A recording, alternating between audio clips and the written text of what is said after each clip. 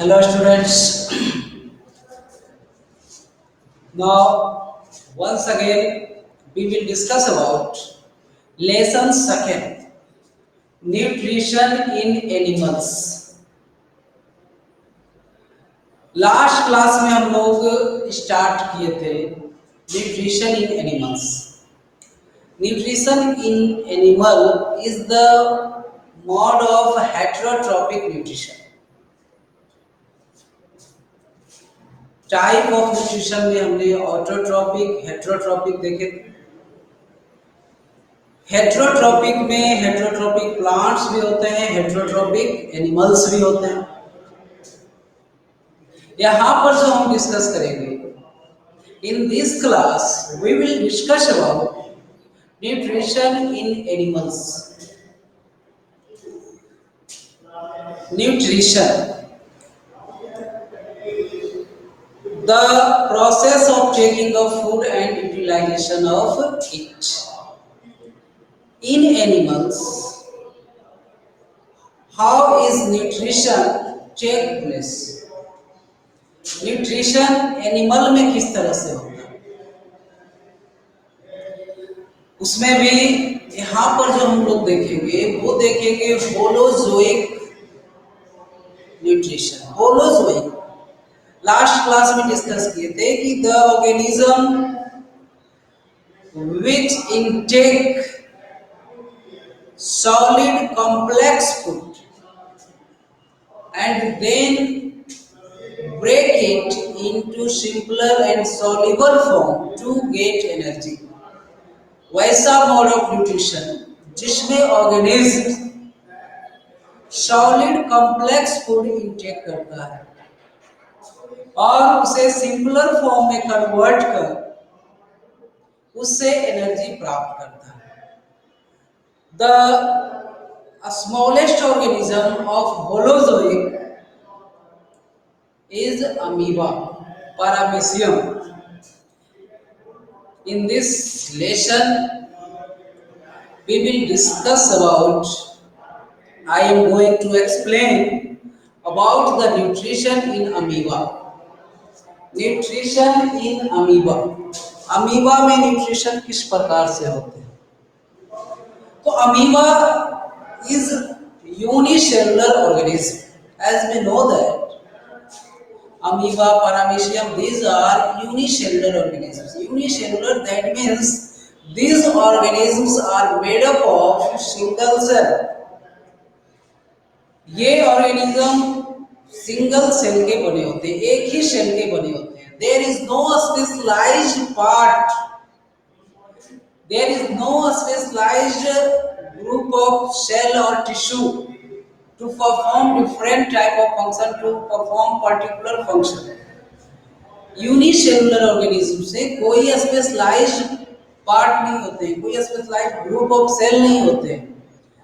That means all type of activities are done by the same cell in unicellular organisms. Unicellular organisms में सारे activity, सारे function एक ही cell से होते हैं. तो let's start nutrition in amoeba.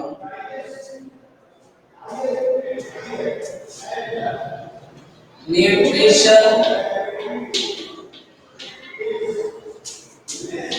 In amoeba. Nutrition in amoeba. Amoeba का shape कैसा होता है? इरेगुलर शेप का होता है. There is no fixed shape of amoeba. Amoeba का कोई फिक्स शेप नहीं होता है. ये मूव कैसे करता है, फूड इनटेक कैसे करता है, सारी चीजें हम लोग डिस्कस करेंगे इस टॉपिक में. तो because amoeba is made up of single cell, so obviously all the activities, all the functions are done by the same cell. तो अमीबा का पहले आप शेप देखेंगे, कोई फिक्स शेप नहीं होता है इसके. This is amoeba with nucleus. जैसे ही फूड का आभास होता है इसके पास जैसे ही food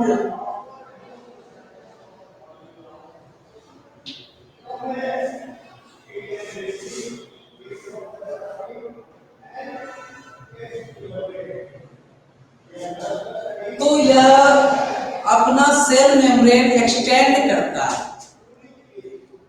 amoeba extend it's outer surface, that means cell membrane, as finger like projection. Finger like projection यह extend करता है। By the extension of cell membrane, a shape is formed that is known as pseudopodia. This is pseudopodia. Pseudopodia. Pseudopodia, it is the shape which is developed in the amoeba to capture the food by extending its cell membrane. Amoeba अपना cell membrane extend कर एक finger like projection grow करता है। उस finger like projection को pseudopodia कहते हैं। ध्यान देंगे, स्यूडो मीन्स क्या होता है? Pseudo means false. Pseudo that means false. Podia feet. ये नाम क्यों पड़ा स्यूडोपोडिया? अमीबा का शेप का नाम स्यूडोपोडिया क्यों कहा जाता है? As we know that there is no specialized body parts in the amoeba for their locomotion. Locomotion, that is the process of moving from one place to another. एक place से दूसरे जगह जाने को लोकोमोशन कहते हैं। तो अमीबा में हमारी तरफ कोई स्पेशलाइज्ड पैर तो होते नहीं है, कोई फुट होते नहीं है, कोई लेग होते नहीं है, तो वो मूव कैसे करेगा? वो अपना पोजीशन चेंज कैसे करेगा? तो by the help of this pseudopodia, इस स्यूडोपोडिया के हेल्प से वो मूवमेंट करता है और एक जगह से दूसरे जगह जाता है। Pseudopodia. Pseudo means false, podia means pit. That is false pit. Pseudopodia is also known as false pit because it helps in locomotion of amoeba. Question may be arised. Pseudopodia is known as false pit. Why? Your answer should be pseudopodia helps in the locomotion of amoeba, so it is known as false pit. Pseudopodia amoeba के locomotion में help करता है, इसलिए इसे false pit कहते हैं। Now look here, this pseudopodia develops when amoeba feels the presence of food. जब amoeba को फूड की उपस्थिति का आभास होता है, महसूस होता है, वैसे ही अपना सेल मेम्ब्रेन एक्सटेंड कर देता है। सेल मेम्ब्रेन एक्सटेंड कर देता है, दैट मींस स्यूडोपोडिया डेवलप हो जाता है। Now it capture the food,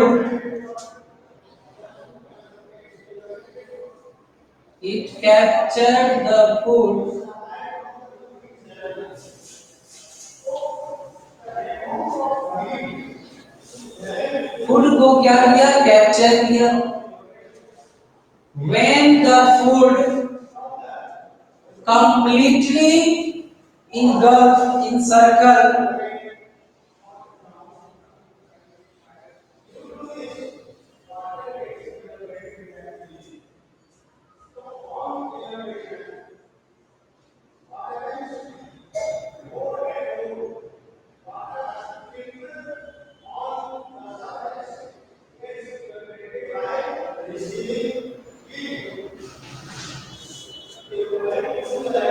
तो यह फूड बैकवर्ड में डेवलप हो जाता है, या यूं कहें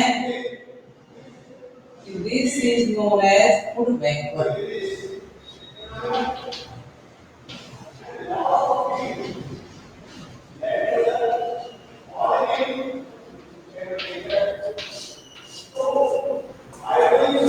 first, when amoeba feels the presence of food, then extend its cell membrane,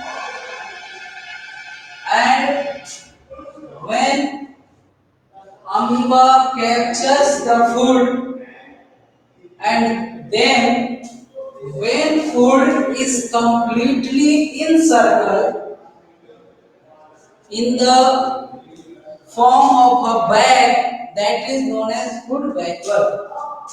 complete encircle होने के बाद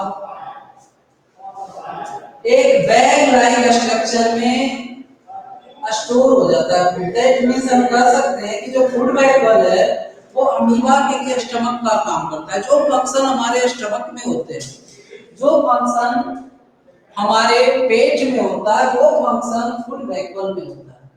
now in the food vacuole, food is digested. Food is digested by the action of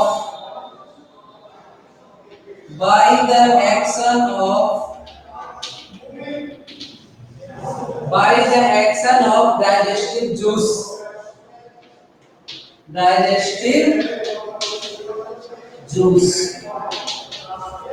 इसमें डाइजेस्टिव जूस सीक्रेट होते हैं। जैसे हमारे body में enzymes होते हैं, वैसे अमीबा भी एंजाइम सीक्रेट करता है। And the food is converted into simpler and soluble form. Food जो है वो सिंपलर एंड सॉल्युबल फॉर्म में कन्वर्ट हो जाता है। And then the digested food is absorbed into the cytoplasm by the process of diffusion. The digested food is absorbed in the cytoplasm by the process of diffusion. After digestion, digestive juice के action के बाद जब food simpler form में convert होता है और soluble form में convert होता है, तो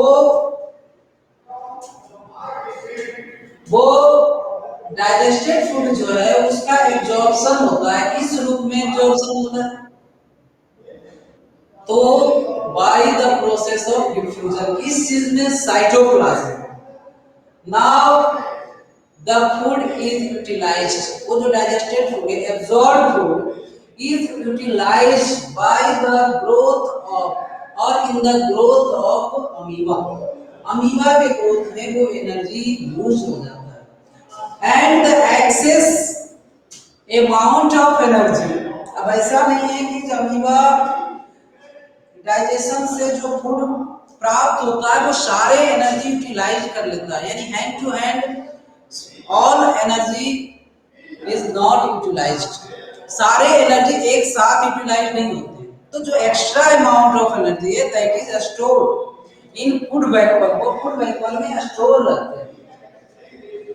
and the undigested food, when the amount of undigested food is sufficient or a sufficient amount of undigested food is collected or gets collected in the food vacuole, then it is removed out. It is the removed out.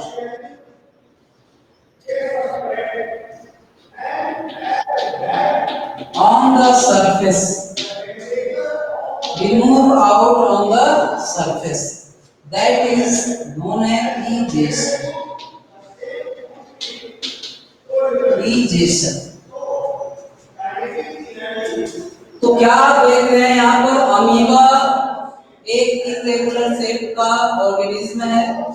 जैसे ही इसे food का feel होता है, food को महसूस करता है, यह एक स्पेशलाइज्ड शेप एक्सटेंड करता है, that is known as pseudopodia, and this pseudopodia helps in the capturing of food, and when the food encircled completely, then it goes to the food vacuole, यानी same pseudo पोडियाई जो है वो food vacuole के रूप में convert हो जाता है।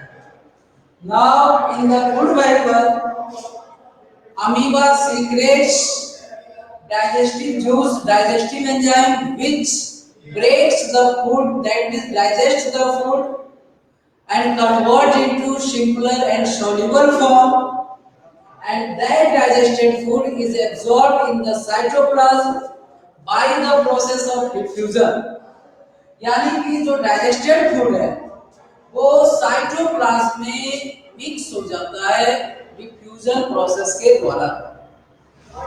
डिफ्यूजन, बार बार टर्म डिफ्यूजन यूज कर रहे हैं, you should know what is the diffusion.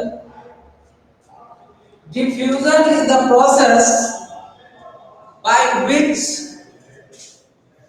the particles of one substance mixed with particles of another substance, एक पार्टिकल सबस्टांस का पार्टिकल्स एक किसी एक सबस्टांस का मॉलिक्यूल्स दूसरे सबस्टांस के मॉलिक्यूल्स के साथ मिक्स हो जाता है। इस मिक्स होने के प्रोसेस को डिफ्यूजन कहते हैं। इसको और बेहतर तरीके से आप समझ सकते हैं, परफ्यूम आपने यूज किया होगा। क्या होता है कि आप रूम के किसी एक कॉर्नर में जब परफ्यूम की बोतल आप खोलते हैं, ढक्कन उसका खोलते हैं, तो उससे निकलने वाला जो परफ्यूम है वह एक कॉर्नर से पूरे कमरे में फैल जाता है। या कोई परफ्यूम मारे हुए है शर्ट पर तो आसपास में परफ्यूम की स्मेल महसूस होती है। तो वो परफ्यूम जो है वो कैसे मूव कर रहा है, कैसे वो एक जगह से दूसरे जगह तक महसूस हो रहा है, उसका गंध फील हो रहा है। तो by the process of diffusion, that means the particles of perfume mixed with the particles of air, as we know that the air particles are in motion.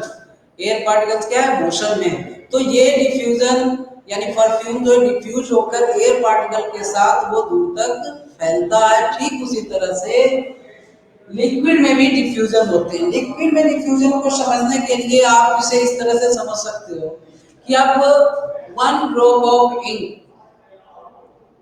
Put in a glass of water, एक गिलास पानी में आप एक बूंद स्याही डालिए। Put a single drop of ink into a glass of water and observe after some time later the ink mixed with the whole water, पूरे पानी में वो क्या हो जाएगा, मिक्स हो जाएगा। that means the color of water of glass as like the color of ink। तो जैसा इंक का कलर होगा वैसा ही कलर पूरे वाटर का हो जाता है ड्यू टू डिफ्यूजन। तो डिफ्यूजन के प्रोसेस के द्वारा जो डाइजेस्टेड फूड है वो साइटोप्लाज्म में मिक्स हो जाता है, एब्जॉर्ब हो जाता है। अब वो जो एब्जॉर्ब फूड है दैट इज यूटिलाइज्ड पहले बताया था, utilisation used up by the body of amoeba। तो used up, यूटिलाइजेशन मतलब उसका इस्तेमाल होना, यूज होना। जैसे हम लोग भोजन करते हैं तो भोजन से मिलने वाला जो एनर्जी है उसका हम क्या करते हैं, यूज करते हैं।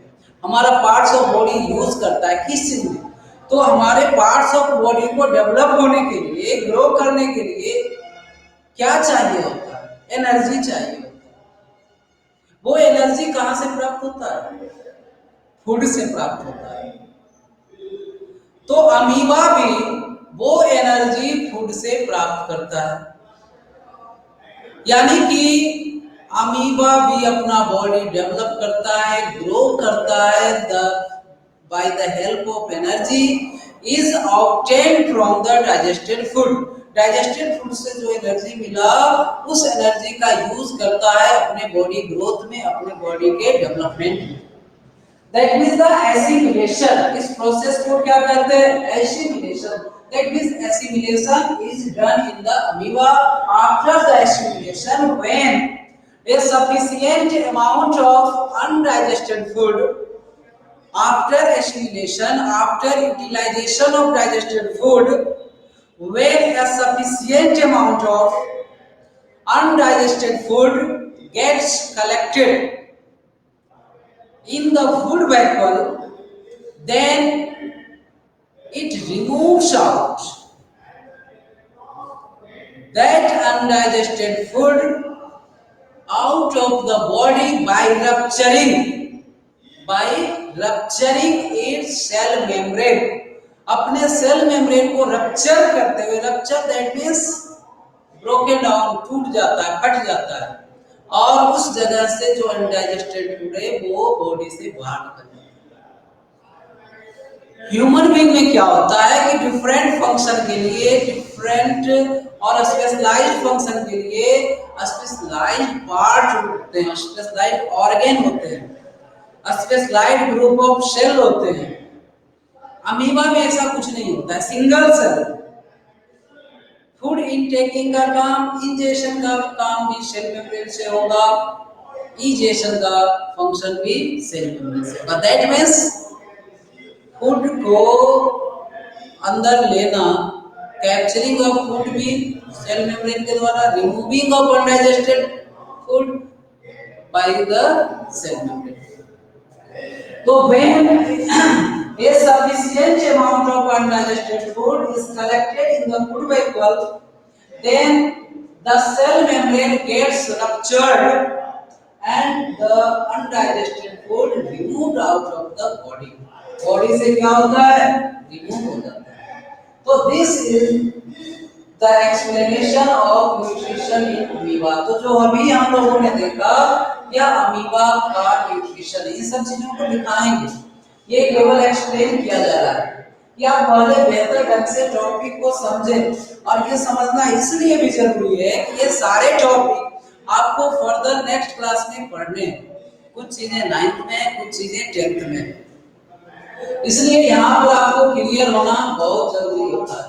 न्यूट्रिशन इन अमीबा मेरे ख्याल से आपका क्लियर हो चुका है। एक बार फिर से इसे एक्सप्लेन करेंगे कि amoeba is made up of single cell. It is unicellular organism. It is fresh water animals organism. Fresh water organism, that means it is found in fresh water, not in dirty water. It is not found in polluted water. यह polluted water में, गंदे पानी में नहीं होता है। जब भी रहता है तो ये fresh water में होता है। यह unicellular है। Its shape is irregular, कोई फिक्स शेप नहीं होता है। It extends its cell membrane and that extension of cell membrane is known as pseudopodia. Extension of cell membrane is known as pseudopodia. Pseudopodia helps to capture the food. Food को capture करने में help करता है। When the food encircled completely into in the form of a bag, that is known as food vacuole. In the food vacuole, food is digested by the action of digestive juice.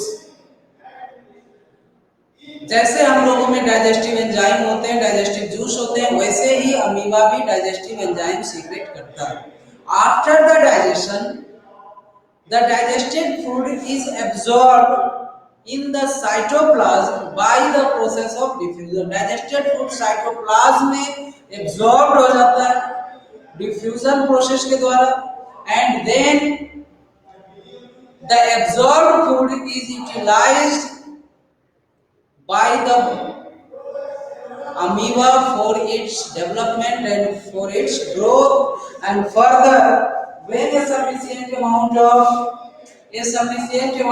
undigested food gets collected in the food vacuole, it is removed out of the body by rupturing the cell membrane. Cell membrane के द्वारा उसे body से बाहर कर दिया जाता है। तो this is nutrition in amoeba. Now एक चीज और करना चाहेंगे, आप लोग थोड़ा सा क्लास अटेंड करते हैं, प्रॉपर आप पूरा ध्यान नहीं देते। ध्यान नहीं देने का मतलब आप पूरी तरह से क्लास अटेंड नहीं करते हैं, आप थोड़े से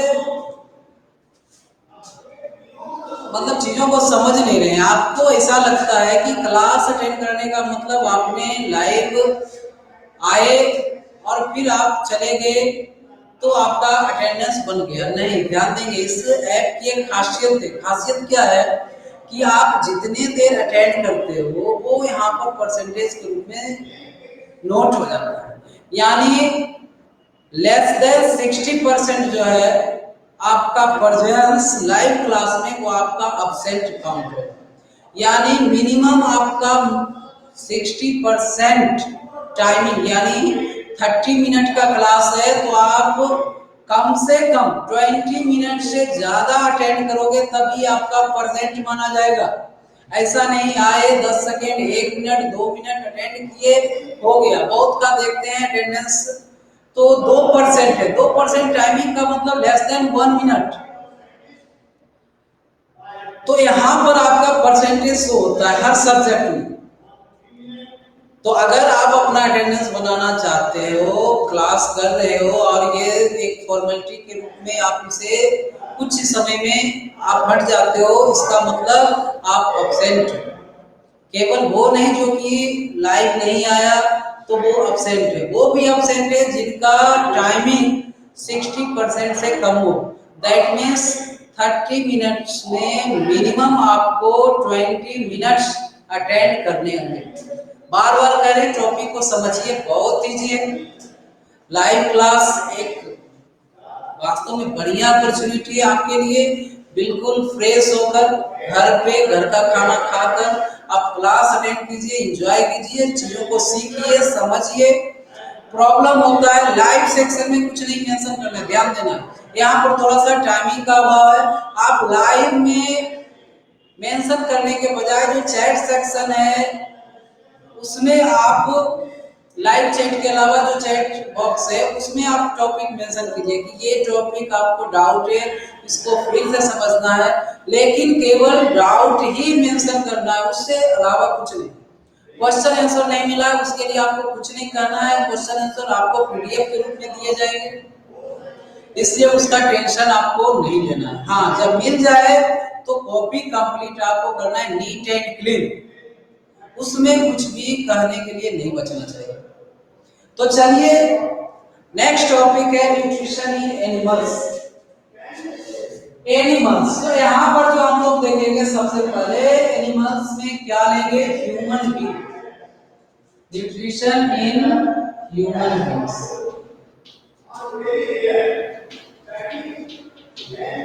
इजी वे में आप समझेंगे, ध्यान से लेंगे कौन कौन से पार्ट न्यूट्रिशन में हेल्प करता है। तो न्यूट्रिशन में हम लोग देखे थे कि कई पार्ट्स आते हैं। नहीं, इंजेक्शन, डाइजेशन। तो इंजेक्शन तो सिंपल हो गया, the process of intaking of food, यानी भोजन को खाना मुंह के अंदर लेना, वो हो गया injection.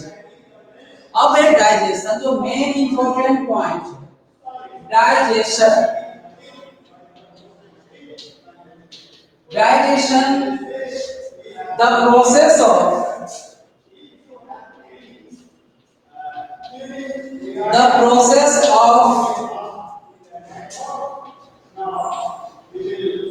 breaking down of the food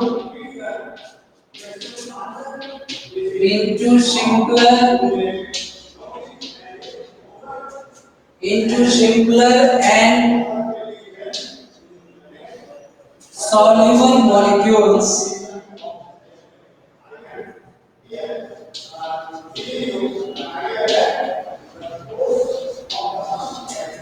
is known as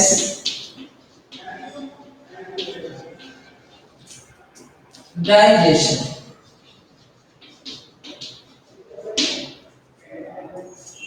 Breaking down of the food into simpler and soluble molecules.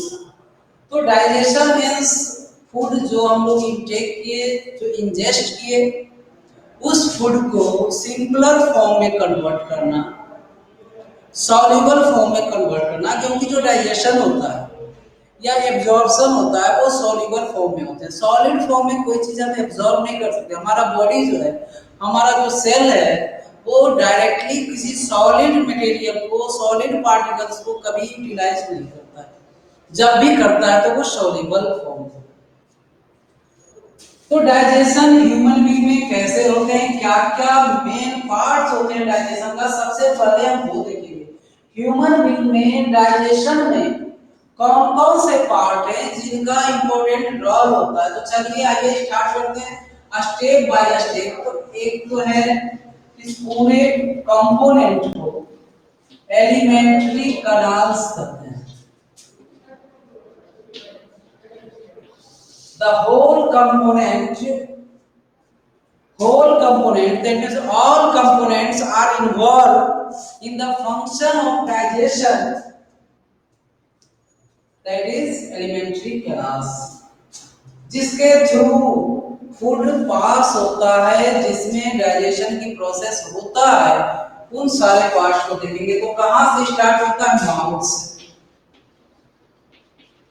Mouth में क्या क्या मेन पार्ट होते हैं? तो first teeth, second tongue and third salivary gland.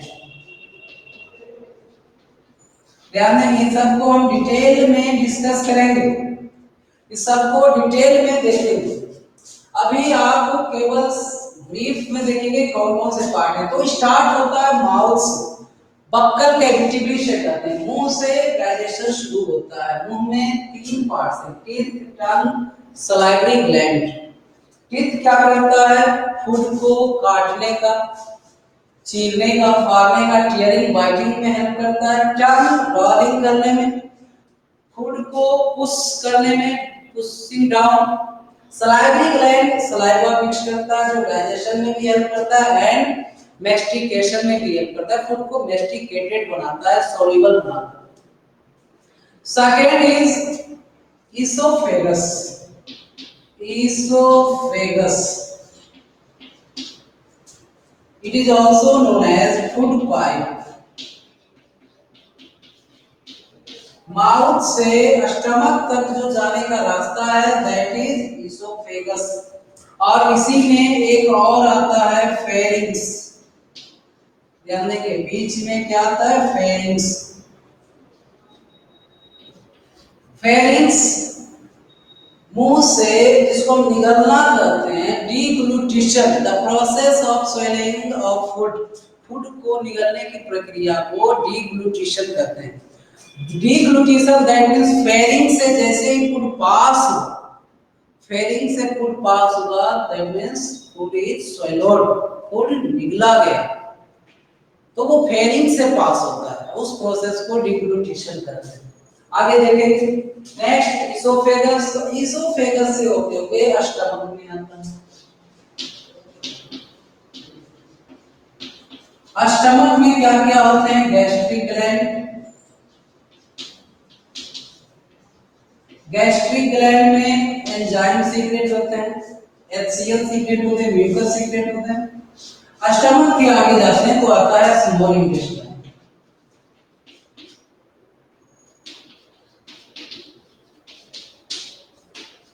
A small intestine is very important part of alimentary canal, where the complete digestion of food takes place. The complete digestion of food takes place in the small intestine. First liver, liver में gall bladder होते हैं। Next pancreas, जो pancreatic juice secrete करता है। Third intestinal gland,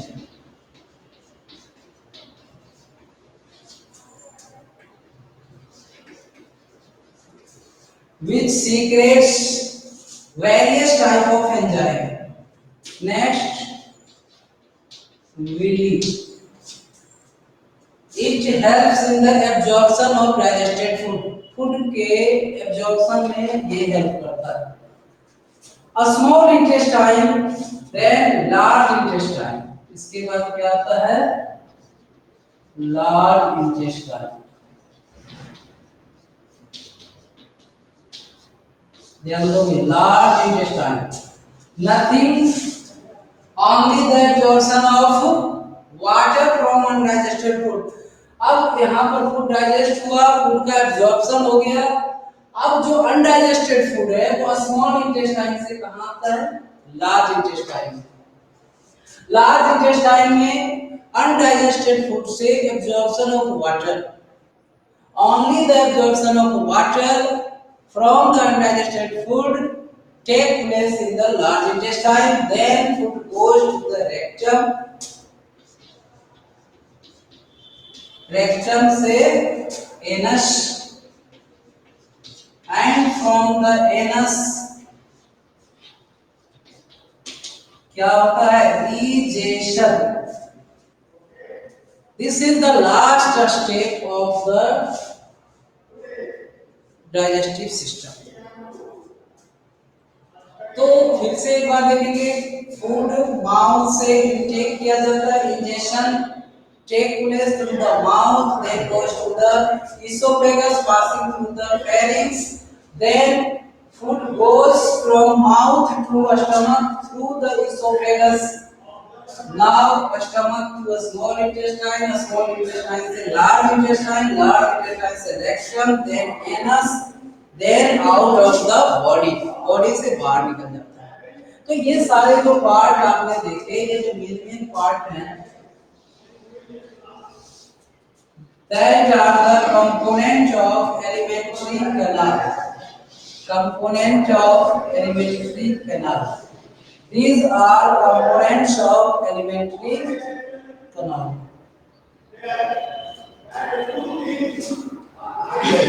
ये सारे alimentary canals के components हैं. इसी के साथ आज के लिए काफी है. That's all.